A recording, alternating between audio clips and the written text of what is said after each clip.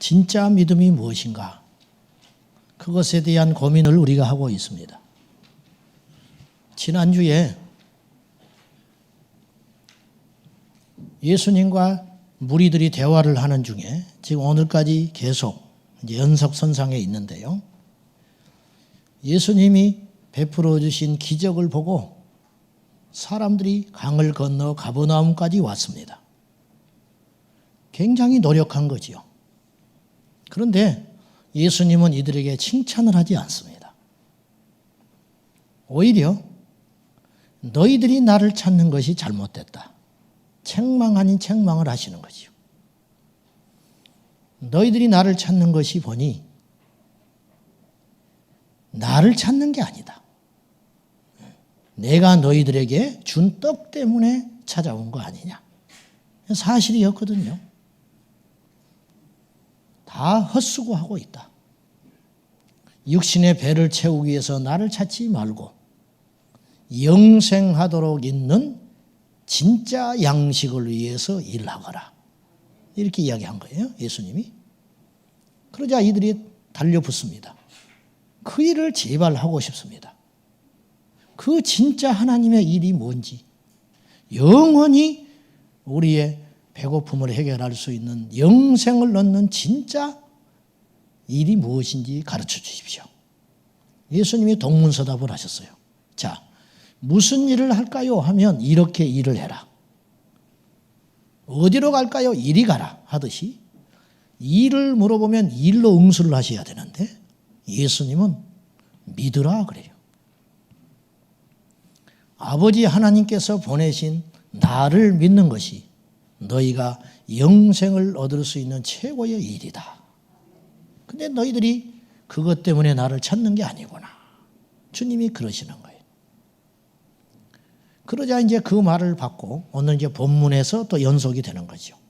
좋습니다. 우리가 당신을 믿어볼 생각이 있습니다. 그러면 우리가 당신을 믿을 만한 조건이 뭔지, 당신을 믿으려면 당신이 자격을 갖춰야 할 거 아니에요. 당신을 믿으려니까 당신이 행하시는 진짜 증거를 보여주시오. 우리 조상들은 옛날에 광야에서 하나님이 내리신 만나를 먹고 살았습니다. 이게 무슨 말이냐면은 우리 조상들이 과거에 광야에서 만나를 하나님께서 내리셨기 때문에 그 하나님 믿어서 오늘 우리에게 당신이 그런 것들을 공급해 줄 수 있다면 우리가 당신을 믿겠습니다. 이거거든요. 그러자 주님께서 이렇게 말씀하세요. 모세가 떡을 준 게 아니야. 하나님께서 광야에서 떡을 너희 조상들에게 주셨어. 그런데 그 떡을 준 이유는 자, 잘 기억해야 돼요. 떡은 하나님이 주시는 것이지 사람이 주는 거 아닙니다. 우리가 착각하고 사는 거예요. 예나 지금이나. 열심히 일하면 잘 살 걸로 생각해요. 그렇지 않아요. 그건 그렇게 보이는 것뿐이에요. 이 생명의 떡을 내려준 것은 너희 조상들을 생명을 주기 위해서 떡을 줬다. 그러자 이 무리들이 이제 더 달려드는 흥분했어요. 그 생명의 떡을 우리에게 주셔서 우리가 수고하지 않고 더 이상 몸부림치지 않고 이 패역한 세상에서 정말 우리 마음 편하게 한번 살아보고 싶으니까 그 생명의 떡을 풍성히 주시오. 그 생명의 떡이 뭐요? 예수님 왈 내가 하나님이 내리시는 생명의 떡이니라. 이제 이때부터 또 대화가 안 되기 시작하는 거예요. 못 알아듣는 거예요, 도무지. 그러니까 예수님이 최대한 쉽게 이야기하는데도 못 알아듣는 거예요, 못 알아들어.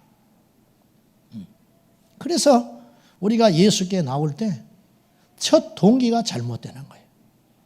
믿음이 잘못된 믿음, 잘못된 신앙의 어떤 것들을 예측하고 교회를 나오는 거예요. 100이면 100. 저도 그랬지만은 제가 처음에 교회를 발을 디딜 때 예수 잘 믿어서 천국 가야지. 그만 갖고 나가지 않았어요, 제가. 친구들이 하도 가자고 하니까 한번 가보자. 그렇게 동기가 시작된 거예요. 많은 사람들이 교회를 찾을 때 거의 100% 여러분도 다 그랬다시피 내가 성당을 갈 수도 있고 사찰도 갈 수 있는데 왠지 거기는 가봤더니 안 맞더라. 나하고 적성이. 그래서 교회를 한번 가봐야겠다. 교회를 가면 나를 따뜻하게 맞이해주고 나를 귀히 여겨주겠지. 그래서 이제 교회를 나온 거예요. 교회를 나왔더니 역시 아닌 게 아니라 내가 생각하는 것대로 그대로 교회가 보여요. 저거 행세하고 이렇게 왔다 갔다 하는 거 보니까 저거 오래됐구나. 이게 오래됐네. 장로쯤 되나? 저 목사님이 저거 붙잡고 계속 이야기하는 거 보니까 저 사람 돈 분께나 있어 보이네. 이런 생각이 안 없어지는 거예요. 그러니까 복음을 만나기도 전에 완전히 곡해된 신앙생활을 하기 시작하는 거예요. 첫 단추부터. 이렇게 만들어버린 책임은 저와 여러분에게 있는 거예요. 왜냐? 세상에 나가서 예수를 믿는 것은 이런 것이고 예수를 믿어야 할 이유는 이것이다. 예수 안 믿으면 죽는다. 큰일 난다. 그런 거룩한 압박감을 줘야 되는데 못 주는 거예요. 못 줘. 우리를 저 장항동 라페스타 미건 광장에 우리를 갖다 놓으면 무엇이 다르겠습니까? 저와 여러분이 무슨 차이가 있겠어요? 세상 사람들에 섞여 살 때. 그러면 결국 세상 사람들은 예수 믿어야 할 필요를 못 느끼는 것이죠. 자, 다시 돌아가서 내가 하나님이 내려주신 생명의 떡이다. 그래서 내게 오는 자는 결코 줄이지 않을 것이고 나를 믿는 자는 목마르지 아니하게 될 것이다. 나를 먹으라는 거예요. 나를 믿으라. 그런데 내가 보니 너희는 나를 보고도 믿지 않는구나. 답답하다. 나를 어찌 보고도 믿지 않냐. 아버지께서 내게 보내신 자가 있는데 그 사람은 내가 절대 쫓아내지 않을 것이고 내가 이 땅에 온 것은 아버지의 뜻을 행하러 왔는데 그 하나님 아버지의 나를 통해서 하나님 아버지께서 이루고자 하는 뜻이 두 가지가 있다. 이게 오늘 본문의 핵심인데 그걸 한번 봅시다. 자, 39절과 40절입니다. 우리 같이 보시지요. 시작. 나를 보내신 이의 뜻은 내게 주신 자 중에 내가 하나도 잃어버리지 아니하고 마지막 날에 다시 살리는 이것이니라. 내 아버지의 뜻은 아들을 보고 믿는 자마다 영생을 얻는 이것이니 마지막 날에 내가 이를 다시 살리리라 하시니라. 자, 첫 번째, 하나님께서 예수 그리스도를 우리 인류에 보내셔서 하시고자 하는 첫 번째 일, 찾으러 왔다. 잃어버리지 않는다. 우리를 되찾으러 오셨다는 거예요.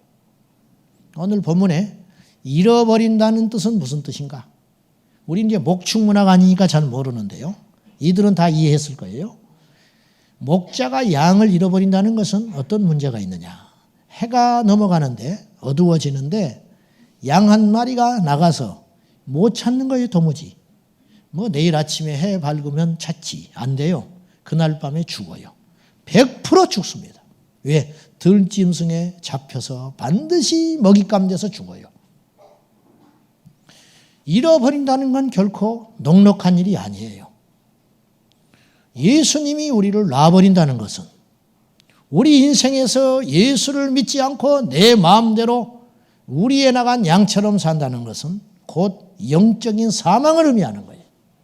죽는다. 죽는다. 내가 너에게 온 것은 살리러 왔다. 제2의 종로를 하고 세상의 종로를 하던 마귀의 종로를 하던 너희들을 찾아서 하나도 잃어버리지 않고 내가 책임진다. 이렇게 말하시는 거예요. 여러분, 세상에서 제일 소중한 게 뭡니까? 여러분의 인생에서 제일 소중한 거, 자존심. 내가 죽으면 죽었지 그거 안 한다. 거짓말하는 거예요. 죽게 되면 다 해요.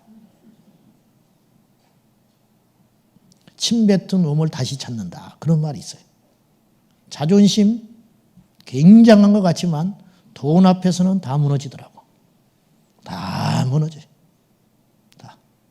돈도 대단한 것 같은데 생명 앞에서는 무너져요. 죽게 되면 무너져요. 목구멍이 포도청이다 그런 말이 있죠.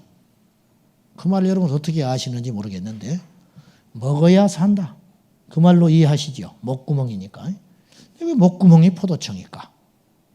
제가 몰라서 또 찾아봤잖아요. 그 말은 전혀 다른 뜻이더만요. 과거에 포도청에서 사람을 부르면 보통 일이 아닌 거예요. 이거는. 번잡하고 잘못하면 옥살이하고. 근데 포도청에서 부르면 달갑지가 않아요. 근데 안 가면 범인 되는 거예요. 그냥 가야 돼요. 무슨 말이냐면 목숨을 구명하기 위해서는 포도청에 가야 한다. 그것이 목구멍이 포도청이다. 와전돼 가지고 말이 그렇게 됐다는 거예요. 내가 살기 위해서는 정말 가기 싫은 포도청인데 가야 한다더라. 이제 이 말이에요. 오늘 처음 하신 분들이 많지요. 100원씩 주시오. 이따가. 오늘 처음 하는 분이 많아. 나도 설교 준비하면서 알았으니까.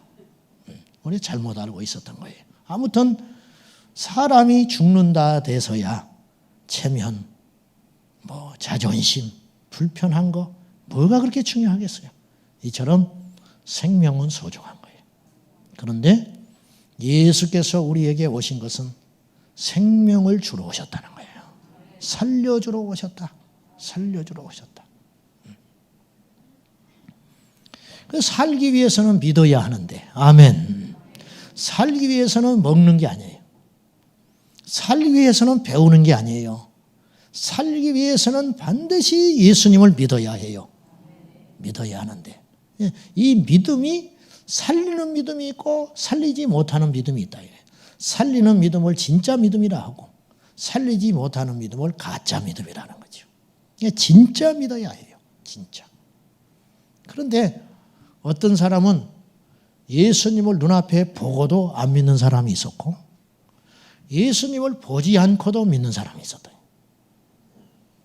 예수님을 보고도 믿지 못했던 사람들이 누굴까? 오늘 본문에 나타나는 무리들이고 또 하나는 성경에 보니까 많은 사람이 등장해요. 근데 하나님을 믿을 수밖에 없는데 안 믿었던 사람들. 이 사람들이 보고도 안 믿은 사람이에요. 하나님을 믿을 수밖에 없는 조건을 갖고 태어났는데도 안 믿었던 사람들이 있더라. 사무엘상에 보면 엘리 제사장의 두 아들이 나옵니다. 홈니와 비느하스. 얼마나 이놈들이 패역하고 못됐는지 하나님 앞에 죄를 지어요. 안 믿는 정도 수준이 아니라 성전에서 죄를 짓습니다. 그런데 이들은 안 믿어서는 안 되는 사람이에요. 조건이. 왜냐? 제사장 혈통을 갖고 태어났고 하나님께 제사 드리는 걸 계속 봐왔어요. 성전을 제 집처럼 드나드는 구조를 갖고 있었어요. 그런데 안 믿잖아요. 보고도 안 믿어요. 보고도. 제가 옛날에 전도를 하려고 기적을 담은 비디오 테이프가 있었어요. 병든 자가 그 자리에서 일어나고 암이 낫고 안진병이가 일어나는 내 말은 안 들으니까 맨날 며칠을 제가 준비해가지고 작정하고 기도해가지고 단 둘이 앉아서 그걸 비디오 테이프로 보여줬어요. 하나님이 살아계신 증거를 봐라. 잘 보더라고. 이제 뭔가 되나 보다. 한 30분쯤 보고 나서 다 끝났어요. 어때요? 하나님이 계시지요. 그냥 믿어야 할 거 아니에요. 그랬더니 나보고 하는 말이 저거 쇼다 쇼. 가짜라는 거예요. 얼마나 내 마음이 무너지고 낙심이 되는지 보고도 안 믿어진다는 거예요. 안 믿어요. 그 뒤로 복음을 전할 기회가 없는 거예요. 이 사람한테. 목사 자식도 안 믿어요. 뱃속에서부터 예배당에 드나들었는데 안 믿어져? 안 믿어. 옛날에 내가 몇 년 전에 데살로니가 후서 3장 2절에 보면 악한 자들에게서 우리를 건지소서 하옵소서 하라. 그리고 믿음은 모든 자들의 것이 아니니라. 이 말씀이 있거든요. 제가 이 말씀을 설교 중에 이렇게 거론을 하면서 믿음은 모든 자의 것이 아니다. 얼마나 무섭고 떨리는 소리입니까? 믿고자 해도 안 믿어진다는 거죠. 언뜻 보면. 이제 그 말의 원뜻은 악한 자들에서 건지게 서서 하라. 믿는 사람들 중에도 악한 자가 있으니 조심하라. 그 말이거든요. 유진 피터스는 이 말씀을 이렇게 해석했어요. 믿는다고 해서 다 믿는 게 아니다. 그게 훨씬 와닿지요. 아무튼 제가 그 문자 그대로 액면 그대로 설교를 했어요. 믿음은 모든 자의 것이 아니더라. 그랬더니만 얼마 후에 설교 피드백이 돌아와요. 이렇게 이야기한다는 거예요. 목사님이 뭐라고 그랬냐? 믿음은 모든 자의 것이 아니다고 했지 않냐? 내 거는 아닌가 봐. 나는 안 믿어져. 믿으려고 하는데 안 믿어져. 그냥 결국 믿음을 안 주신 하나님 탓을 하는 거예요. 내가 얼마나 마음이 괴로운지 그런 뜻으로 한 소리가 아닌데. 자, 적어도 오늘 이 시간 예배하는 여러분들은 하나님께서 불러 모은 자들인데 이 기회를 놓치지 말아야 해요. 전도하면 왜 그렇게 이순신 장군 구원에 관심이 많은지 몰라요? 이순신 장군이 구원받았냐? 이렇게 물어봐요. 이제 입을 봉하게 하려고 그러는 거예요. 구원받았다 그러면 그러면 예수 안 믿어도 구원받았네. 나도 안 믿을란다. 그러려고 하는 것이고 이순신 장군이 구원받았다 그러면 그 사람은 예수의 예자도 몰랐는데 구원받았네. 구원 못 받았다 그러면 만약에 구원 못 받았다 그러면 네가 누구 덕분에 이런 증인이 있는데 이순신 장군 같은 분이 목숨을 걸고 이 나라를 지켰기 때문에 당신이 예수도 믿고 이렇게 돌아다니는 것인데 그 이순신 장군이 구원받지 못했다고? 그런 엉터리 같은 신앙 나는 안 믿을란다. 이제 요 소리 하고 싶어서 이순신 장군이 구원받았냐 안 믿었냐 이렇게 관심이 많아요. 저는 그분들한테 이렇게 말하고 싶어요. 이순신 장군 구원 신경 쓰지 말고 당신 구원이나 신경 써라. 당신. 남 걱정하지 말고 당신 구원이나 신경을 써. 당신 구원이나. 오늘 이 자리에 함께 예배하는 여러분이 어떤 모습이든지 하나님 앞에 반드시 섭니다. 구원받은 모습으로 설 수 있고 구원받지 못하고 버림받은 상태로 설 수 있는데 그러지 않기를 바라지만은 만약에 그렇게 섰을 때 여러분은 할 말이 없습니다. 왜냐? 하나님께서 여러분에게 누차 기회를 주셨기 때문에 하나님께서 너희들을 예수께로 불러 모았지 않았느냐? 십자가 앞에 서게 하지 않았느냐? 너희가 부정했다. 우리는 그렇게 말하실 때 할 말이 없게 되는 거예요. 그런 비극적인 일이 우리 교우 중에는 한 사람도 없기를 축복합니다. 절대 있어서는 안 된다는 거죠. 보고도 안 믿는 사람이 있어요. 반면에 보지 않았지만은 즉 도무지 믿을 수 없는데 믿는 사람이 있어요. 무당 자식이 예수 믿어 목사가 됩니다. 사도행전 10장에 보면 고넬료라는 사람이 등장하는데 이 사람은 이탈리아 군대 백부장입니다. 도무지 하나님 알 수 있는 배경을 하나도 갖지 않는 사람이에요. 이 사람은 이탈리아 태생일 것이고 그러니까 로마의 군인이 되었고 로마에도 신이 있어요. 근데 어느 날 자기가 발령을 받아가지고 이스라엘에 와서 근무를 하게 되었는데 그곳에서 자기가 지배하는 작은 약소국 그들이 믿는 하나님을 어쨌든 믿게 된 거예요. 이게 보통 일이 아니에요. 단순히 믿는 게 아니에요. 하나님께 기도하는 사람이고 나중에는 환상을 보고 나중에는 성령을 받아요. 보지 않았는데 믿었어요. 믿을 수 없는 배경을 가진 사람인데 믿었다고 말이죠. 세상에서 제일 큰 복이 뭔지 아세요? 믿어지는 복이에요. 믿어지는 복. 어느 날 자식 다 출가시키고 남편하고도 이제 그럭저럭 지낼 만할 때 60줄이 넘어가는데 갱년기가 왔는지 마음이 우울해지고 열이 올랐다 내렸다 하는데 남들은 추워 죽겠다는데 나는 열이 올라서 살 수가 없고 단풍 구경을 갔는데 단풍 하나가 나뭇잎에서 뚝 떨어져서 팔랑팔랑 날아서 자기 발 앞에 툭 떨어지는데 내 눈에서 눈물이 팍 쏟아지는 거예요. 이게 뭐냐 이게. 우울증 왔나? 내 인생도 언젠간 저렇게 떨어지고 말겠지. 느닷없이 그런 생각이 들면서 이상해져 버리는 거예요. 집으로 돌아와서 마음이 진정이 안 돼요. 남편은 무슨 일 있냐고 그러는데 뭐 단풍 떨어진 이야기를 할 수가 있어야지.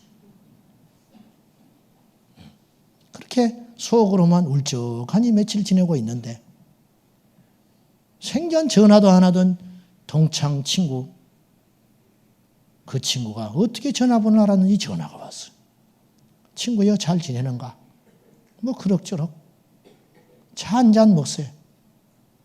차를 마시러 갔는데 이유가 있었어요. 예수 믿으래. 예수.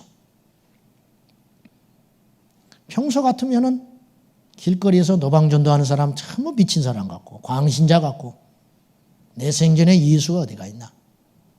귀에 들리기도 하는 소리인데 그날은 예수 믿으라는 소리가 확 가슴에 와서 닿아버리네. 그 뒤로 예수라는 말이 귀에서 떠나질 않아요. 친구 전화를 기다리는데 전화가 안 와요. 답답한 마음으로 전화를 했어요. 친구야, 나 교회라는 곳 좀 데려가라. 토요일 날부터 마음이 괜히 흥분이 되면서 뜬 눈으로 밤을 새다가 주일날 아침에 생전 처음으로 교회라는 곳을 가보는 거예요. 예배당에 들어서서 앉아서 기도해야 한다는 것쯤은 어느 정도 아니까 기도를 하려고 눈을 감았는데 눈물이 펑펑펑펑 쏟아지는데 이건 뭐라고 표현을 할 수가 없는 걸. 찬송을 해도 눈물이 나고 예배 시간이 그렇게 흘러가는데 목사님 설교를 듣고 보니까 전부 자기한테 하는 소리라. 전부 내 이야기야. 내 과거를 꿰뚫고 보고 이야기하는 것 같아. 펑펑 울고 하나님 찾는데 심령에 불이 들어와서 그날 예수 만나는 약속. 예수를 만나는. 어떤 부인이 평생의 소원이 남편 예수 믿게 만드는 거예요. 얼마나 강팍한지 도무지 예수의 예자를 못 꺼내게 하는데 공을 들이고 새벽 기도를 하고 작정하고 아침 금식을 해가면서 남편의 비유를 마칠 대로 맞춰가지고 교회 한 번만 갑시다. 죽을 사람 소원도 들어준다는데 내가 다시는 교회 가자는 소리 안 할 테니까 한 번만 가자. 한 번만. 웬일인지 교회를 따라 나섰어요. 한전한 마음으로 옆에 앉아서 예배를 드리는데 남편은 팔짱을 끼고 팔짱을 풀지도 않고 뭐가 그렇게 잘났는지 목은 뒤로 제치고 해봐라 하고 앉아있는데 가관도 아니라. 목사님 설교를 하는데 세상에 이럴 수가 있는가. 생전 안 하던 설교를 하는데 헌금해라. 헌금. 하나님도 얄궂지. 다른 데도 아니고 어떻게 오늘 우리 남편 데리고 온 날 헌금하라고 설교를 할 수 있는가. 목사님이 믿고 하나님 앞에 원망스럽고 그동안 내가 기도하고 애쓴 건 뭘까. 막 죽을 것 같은 거예요. 괜히 이 인간 데리고 와가지고 이제 나도 교회 못 오게 생겼다. 나도. 얼마나 남편이 화가 났는지 무서워서 쳐다볼 수도 없어요.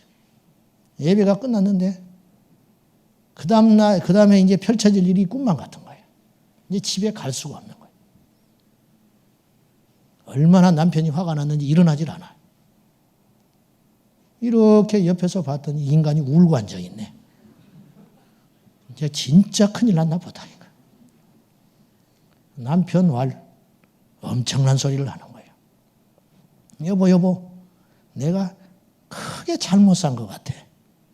그동안 술 마시고 담배 피워서 버린 돈이 얼만가. 그거 하나님께 갖다 바쳤으면 얼마나 좋았을까. 기가 막힌 소리를 하는 거예요. 보지 않고도 믿는 사람이 나타나는 거지. 보지 않고.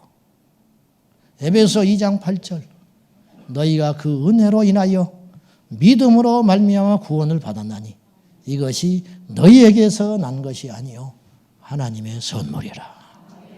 믿어지는 건 우리 하나님이 주신 최고의 선물이라. 최고의 선물. 여러분, 예수께서 이 땅에 오셔서 십자가에서 죽으신 것은 우리에게 영생을 주시려고 죽으신 것이에요. 이 땅이 전부라면 예수님 십자가에서 안 죽습니다. 그분이 왜 죽으셔야 했어요? 거짓말을 했습니까? 도둑질을 했습니까? 나라를 전복시키려고 했습니까? 사기를 쳤습니까? 예수님이 십자가에 죽으셨다면 우리는 1000만 번 죽어야 돼. 그분과 비교해보면. 죄 없으신 분이 죽으신 이유는 죄인된 우리를 살리러 죽으신 거라.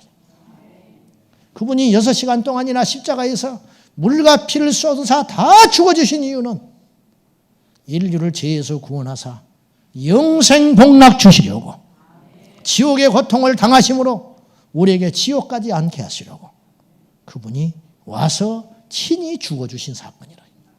이 예수를 믿기만 하면 영생 복락 누린다. 근데 믿기만 한다는 말이 무슨 말이냐? 지식으로 믿는 말이 아니고, 믿는다는 게 아니고, 그래서 신앙의 첫 단추를 잘 끼워라 그랬어요. 처음부터 잘못됐어요. 길이 잘못 들였어요. 그냥 교회를 다니려고만 하는 거예요. 종교생활 할 마음으로 교회를 나오는 거예요. 그러니까 어떤 변화도 안 일어나고 어떤 역사도 안 일어나는 거예요. 와서 졸리기만 하고 앉아있는 거예요. 세상적인 생각만 하고 앉아있는 거예요. 애초에 하나님이 목적이 아니고 영생이 목적이 아니기 때문에 교회에 와서도 실망될 일이 계속 생기는 거예요. 저 사람은 쓸만한가? 가까이 대해봤더니 형편없는 인간이라. 에이, 교회 안 다녀. 그것 때문에 교회를 안 다니냐고 말이야. 그것 때문에. 사람 믿으러 왔나? 예수 믿으러 왔지. 앉아가지고 이렇게 보니까 한 300여 명 앉았구나. 10,000원씩 헌금하면 300만 원이구나. 응? 그런 생각만 하고 앉아있는 거예요. 그런 생각. 예배 끝나고 나갔더니 며칠 있다가 주차 단속 딱지가 날아왔어요. 이야, 이건 뭐, 야, 하나님이 계시면 왜 예배 드릴 때 주차 딱지를 띄냐? 그 하나님 뭐하러 믿냐? 그런 소리 나고 앉아있고. 보세요. 도무지 믿음이 안 생긴다. 얼마나 불행한 일이에요. 엄청난 일이에요, 여러분. 엄청난 일. 세상에서 다시 반복합니다. 최고의 복은 믿어지는 복이다. 믿어지는 복. 허드슨 테일러가 1853년에 중국에 선교를 떠납니다.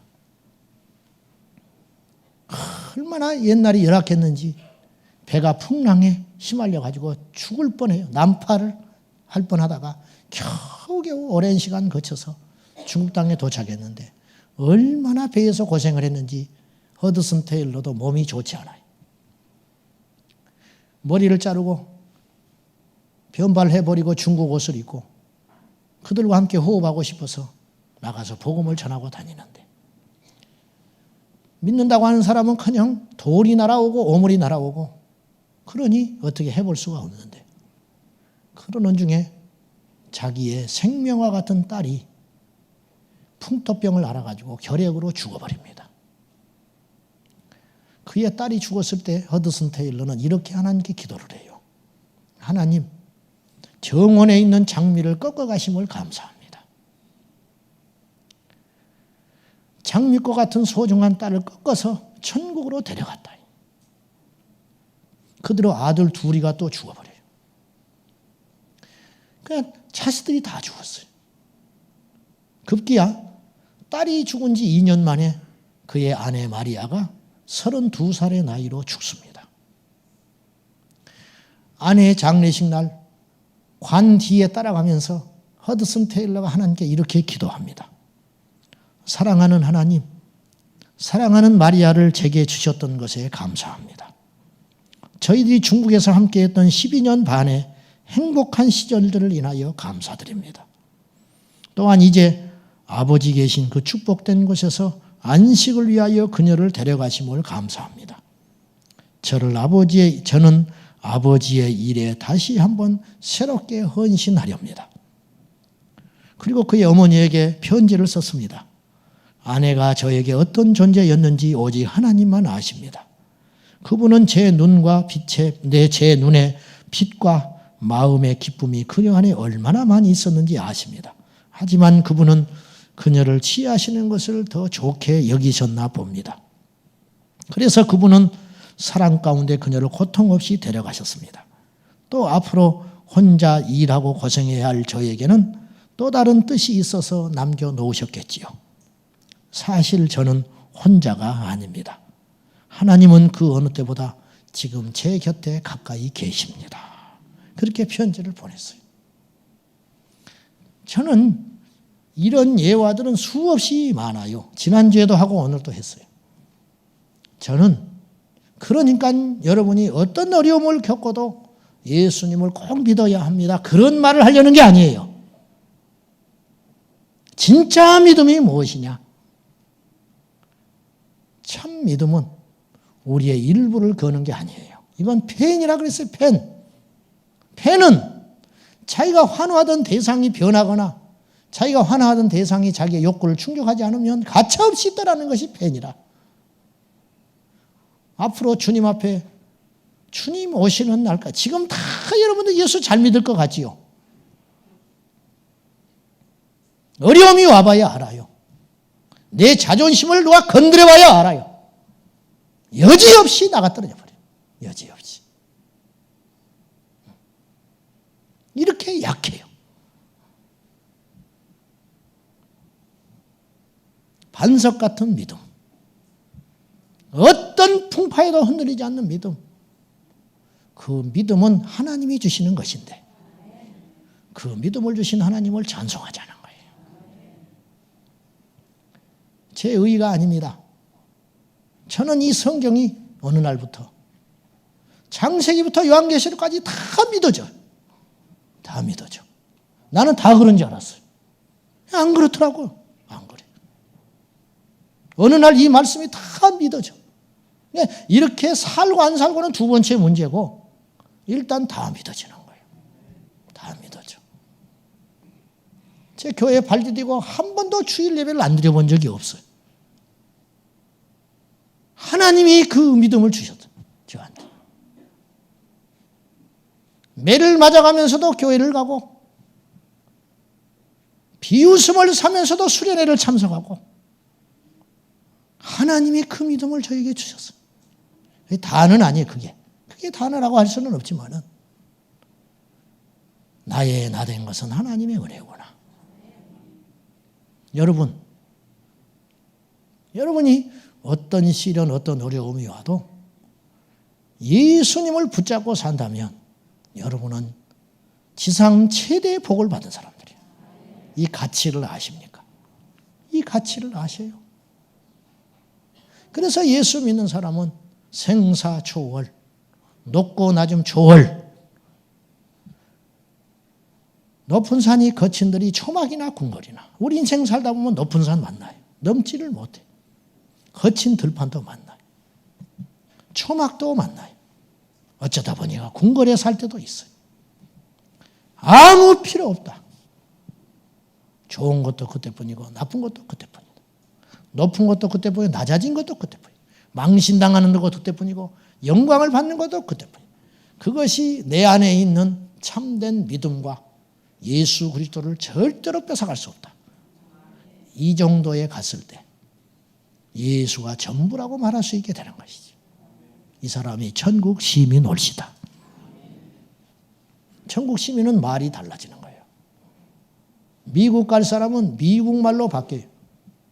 다음 달에 미국 가게 됐다. 내가 진짜 간다는 게 아니라 이제 이민을 가게 됐어요. 그러면 가만히 있지 않아요. 영어를 배워야 하고 짐을 싸야 하고 내가 그동안 아끼던 것이 있어요. 못 가져가요. 가차없이 줘버리는 거예요. 아이고 그거 왜 주고 가? 무슨 필요가 있어 내가. 비행기에 싣고 갈 수도 없는. 장롱을 뭐하러 가져가. 장롱을 적금 들어가지고 할부로 36개월짜리 샀는데 필요가 없어요. 아무리 윤나게 반지반지 닦아놔도 필요 없어. 줘버리는 거예요. 누구한테 줄까? 이게 고민이지. 가져갈 고민 안 하는 거지. 영어도 배워야 돼. 영어. 가서 또 망신 안 당하려면 인사말 정도는 해야 되니까. 언어가 바뀌고 생각이 바뀌고 삶의 패턴이 확 바뀌어버리는 거예요. 왜? 내가 미국 갈 사람이니까. 천국 갈 사람은 말이 달라져야 되는 거예요. 남말 함부로 하는 거 아니에요. 천국의 시민은 천국의 언어로 바뀌는 거예요. 위로의 말, 축복의 말, 긍정의 말, 격려의 말로 바뀌는 거예요. 끊임없이 남을 해외 파서 못 견디는 사람. 그 사람은 좋은 말을 해본 적이 없어요.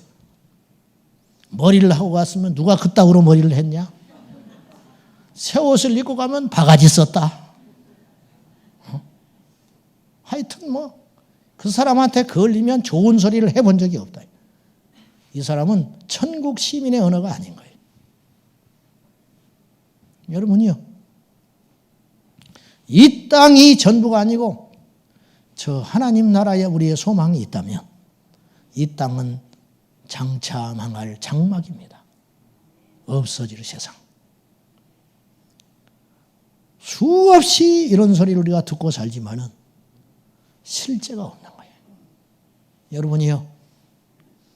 세상 사람들은 우리에게 그리스도의 편지라고 해요. 편지를 읽으면 편지를 쓴 사람의 의도를 알듯이 사람들이 우리를 보면 하나님을 만나야 하거든요. 어째서 너는 이렇게 살 수 있지? 불같이 화를 내야 되는데 화를 안 내. 원망해야 되는데 원망을 하질 않아. 낙심을 해야 되는데 찬송을 하고 앉아 있어요. 이것이 그리스도의 편지라. 왜? 우리는 이 땅에 영원히 살 자가 아니라는 걸 알게 되었기 때문에 우리는 그렇게 사는 것이 가능해진다는 거지. 여러분 믿음을 바로 하시오. 종교생활 하지 마시오. 종교생활하는 사람은 100% 지옥 갑니다. 종교생활이 돼서는 안 되고 한 번 예배를 드렸든지 나온 지 한 달 됐든지 세례를 안 받아도 상관이 없어요. 처음 예배를 드린다든지 한 달이 됐든지 상관이 없어요. 분명히 하세요. 신앙을 분명히 하세요. 예수께서 나에게 전부를 주셨듯이 나도 예수께 전부를 드리는 삶. 그것이 믿음의 삶이라. 그러고도 하나님이 우리를 책임진다. 사랑하는 여러분, 말씀 맺겠습니다. 여러분은 절대 변명할 수 없다고 그랬어요. 이제 하나님께서 여러분을 부르사 믿을 수 있는 기회를 주셨어요. 이 예수님을 영접하세요. 그 예수님과 더불어 사세요. 예수께서 우리의 생명의 떡이 되십니다. 기도하겠습니다. 하나님, 온갖 평안과 복을 누리면서도 도무지 믿지 않는 자들이 있는가 하면 도무지 믿을 수 없는 상황인데 차를 서너 번씩 갈아타고 그 먼 데서 예수님 바로 믿어보겠다고 이 자리에 오신 분도 계십니다. 누구도 이해해 주지 않는데 핍박과 억압 속에서도 예수만을 붙잡고 사는 그러한 분들이 이 자리에 계십니다. 주여, 진짜 복은 믿음의 복인데 이 복을 우리에게 주옵소서. 믿어지는 복을 주옵소서. 성경이 믿어지고 기도한 것이 응답될 걸로 믿어지고 우리 예배를 하나님이 받으신다는 것이 믿어지는 역사가, 우리가 천국에 가서 영생복락 누릴 수 있다는 믿음이 우리 안에 있어지심에 감사합니다. 주님 영광 받으소서. 길 모르는 우리에게 길을 주시고 죽어간 우리에게 생명의 주를 주신 우리 주님 감사합니다. 모든 영광 주님께 돌려드리며 예수님의 이름으로 기도 올리옵나이다. 아멘.